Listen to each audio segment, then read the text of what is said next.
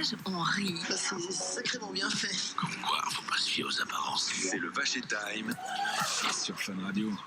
Merci d'être avec nous dans le Vacher Time. On est ensemble jusqu'à 11h, c'est-à-dire que c'est bientôt fini. Mais attention, bientôt veut dire que c'est pas encore fini. Lul, tu as évidemment cette fâcheuse tendance à harceler les gens sur Instagram. Souvent, oui. En leur posant des questions. Salut, tu fais quoi? Pourquoi? Il envoie des messages à toute heure. Parce qu'ils s'ennuient, parce que tu habites seul. Oui. Mais des fois, tu fais des belles rencontres quand même, parmi les auditeurs du Vacher Time qui nous écrivent sur Instagram. Et c'est le cas d'Émilie, c'est ça? C'est le cas d'Émilie, effectivement, qui nous a écrit pour nous parler déjà de sa reconversion professionnelle et des projets qu'elle allait lancer pour les enfants, notamment pour leur apprendre à gérer leurs émotions. Et elle est avec nous au téléphone. Bonjour Émilie. Bonjour à tous. Bonjour. Merci d'être avec nous, Émilie. Merci à vous de me recevoir, surtout. Merci à nous. Et on est peu de choses, Émilie, tu sais. Bon alors, explique-nous du coup, qu'est-ce que tu veux faire pour les enfants et principalement leurs émotions? Oui, je bégaye, c'est bon, pour faire une émission. Ok, moi en fait je suis assistante sociale depuis 14 ans dans le domaine du handicap. J'ai travaillé en institution auprès d'adultes, d'enfants, de familles. Je les ai accompagnés sur le vivre avec le handicap et puis voilà, je pense que j'ai tourné la page d'une partie de ma vie et j'ai souhaité de faire une reconversion professionnelle pour devenir créatrice et éditrice de supports ludo-éducatifs. Donc ce sont des jeux éducatifs et pédagogiques pour les enfants. D'accord. L'idée c'est d'aider les familles d'une autre façon en fait. C'est toujours ma casquette d'assistante sociale mais d'une autre manière. Okay. Les supports ont deux thématiques, le bien-être des enfants et l'éveil à la nature. Ouais. Donc, dans le cadre du bien-être, j'ai créé 4 supports autour des émotions. Donc, ce sont des supports qui sont complémentaires les uns aux autres. Donc, il y a un support qui permet d'identifier les émotions au travers des expressions faciales de personnages ou d'animaux. Le deuxième, c'est découvrir les chakras. Alors vraiment, c'est une sensibilisation. C'est pour montrer aux enfants qu'on n'est pas qu'un corps physique, mais qu'on a aussi des énergies.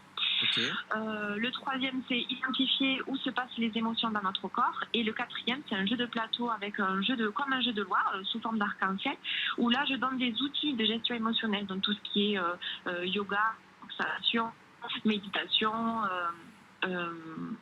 il y a d'autres automassage, etc. Voilà. Donc du coup, pourquoi les émotions? Parce que en fait, je suis une grande sensible. Je suis quelqu'un qui pleure assez facilement. Et donc j'ai découvert le développement personnel à la naissance de mes enfants. Donc ça m'a fait changer ma vision de la vie et de l'éducation. Et puis mes filles, la gestion émotionnelle depuis toute petite, c'est compliqué. Ça va beaucoup mieux aujourd'hui, mais c'est du travail au quotidien. Donc, j'ai essayé de trouver des supports. J'ai trouvé que des livres. Et moi, je suis convaincue, en fait, qu'on apprend en jouant et qu'on fait passer de merveilleux messages sans qu'on s'en aperçoive et qu'on plante des petites graines qui finissent par germer à un moment donné. Donc, du coup, j'ai créé mon propre concept. Il y a un symbole, une émotion de base. Ouais. Ce concept est amené à évoluer parce que ils vont se transformer en personnages, donc j'amène les joueurs, les utilisateurs vraiment dans mon univers. Ouais. Ces jeux ont été testés par des familles, ils ont été vus au Festival international du jeu de Cannes puisque je suis allée les présenter, ils ont été super bien accueillis. Okay. Donc je savais même pas qu'il y avait un festoche du jeu. Ah ouais, après c'est un gros événement incontournable au niveau du jeu, donc il a eu lieu en février et c'est quand même dans le domaine du jeu quand même assez connu puisque c'est international, on rencontre vraiment des gens de partout. D'accord. Donc ouais, ça a été une grande fierté. Si tu rencontres le gars qui a créé le Twister, tu pourras lui péter la gueule de ma part. Ouais, d'accord. Mes enfants ils veulent tout le temps jouer au Twister, je peux pas quoi. À 36 ans, je suis pas assez souple pour mettre mon pied sur le rond rouge et ma main sur le vert, c'est pas possible, ça m'énerve. Ouais. Et puis c'est plus la C'est pas chaussette. facile. Ah ouais, c'est vrai. C'est terrible. Et puis en plus maintenant les T'arrives Twisters. jamais à plier le tapis en plus. Bon, désolé, c'est pas le sujet, mais les Twisters, en plus, à notre époque, on avait un vrai tapis. Maintenant, ils te mettent un truc dans un espèce de plastique dégueulasse tout fin. Ils glissent sur le carrelage, voilà, tu te pètes les dents. Bah, bravo, bravo. Après, t'as gagné, mais t'as plus de dents. C'est ça. Oui, pardon, excuse-moi. T'avais une question, Lul, c'est ça? Bah ouais, moi je voulais savoir si le jeu était déjà dispo et si on pouvait se le procurer. Alors, je suis en pleine recherche de financement, justement. Donc, je démarche toutes les banques parce qu'il faut que je me fasse un petit crédit, un petit prêt bancaire.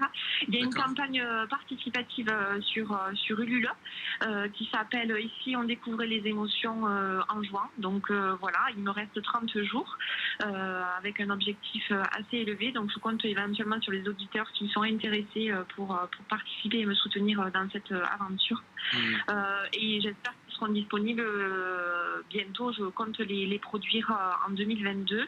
Donc ils sont Super. produits, il faut savoir, qu'ils sont produits en France et en Italie. Donc ça me tenait à cœur. Je voulais D'accord. quelque chose de... Le franco-italien. Ouais. Alors, le français, oui. Ouais. Italien, pas forcément. Après, c'est très très compliqué de trouver des choses made Oui, in France. 100% Parce France, que ouais, d'accord. ouais, le coût est quand même assez élevé après. D'accord. Et donc voilà, l'idée c'est aider les enfants à se connaître et à s'accepter tels qu'ils sont, et connaître aussi les autres et les accepter tels qu'ils sont, découvrir le monde qui les entoure. Parce que les enfants d'aujourd'hui sont les adultes de demain, et s'ils grandissent heureux et épanouis, ce seront des adultes bien dans leur basket. Bah, carrément.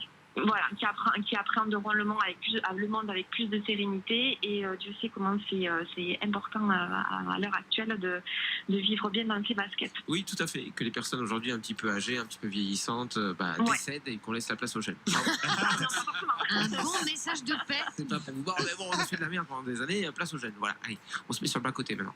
Non, mais c'est super comme projet, c'est pour ça qu'on voulait le mettre en avant. Et puis, écoute, tu nous as donné tout avec tous les moindres détails. Honnêtement, tu as super bien expliqué. Merci beaucoup, Émilie, d'avoir été avec Bon, nous. super.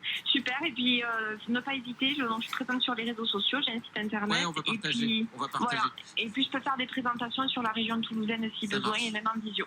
Ben, c'est dit. Merci, Émilie. Bisous, Merci d'avoir été Émilie. avec nous. Salut. Merci à vous, bisous. Salut. Bon, nous, il reste 3 secondes avant la pub. Le temps de vous faire un gros bisou et de vous Bisous. dire qu'on est là dès demain, 9h dans le Vacher Time pour apprendre, partager, rire. Et cette émission, vous pouvez la réécouter sur funradio.fr dès 13h ou sur l'application. À demain, bisous.